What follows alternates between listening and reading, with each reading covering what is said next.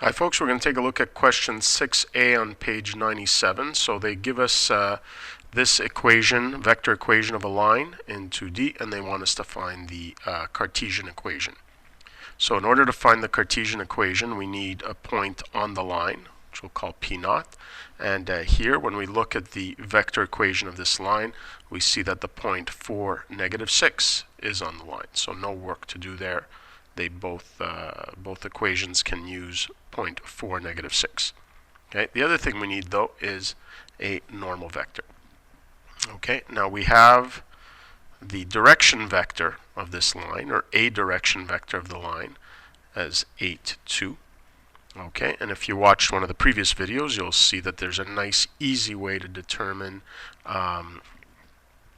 a perpendicular vector. Okay. It's just a matter of switching the x and y components and making one of them negative. So here I can take -2, 8, or of course another option would be 2, -8. Okay, and just to convince yourselves, you can just take a look at these two vectors here and make sure they're perpendicular. 8 times -2 is -16 plus 16 equals 0. So these two vectors are perpendicular, and then 16 minus 16, those two vectors are perpendicular.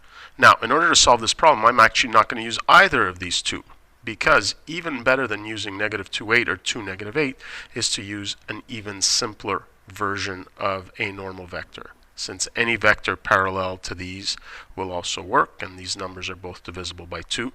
So what I'm going to use as my normal vector, okay, is I'm going to divide both of these by 2 and use 1, -4. Okay, now once I have my normal vector and I have my point, well, I know that the scalar equation of a line looks like this.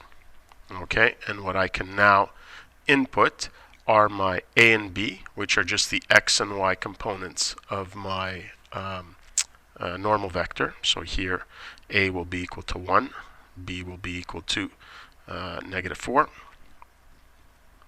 And now I can also input the x and y components of my point into x and y. So 1 times 4 minus 4 times -6. Okay, and the only thing I'm left with is c, and I can now solve for that. So here we have 4 plus 24 plus c is equal to 0. So c is equal to, so here 28, so -28.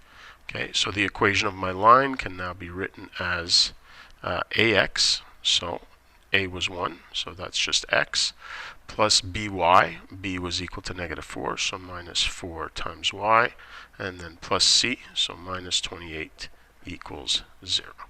And there's the scalar equation of the line. And that is it.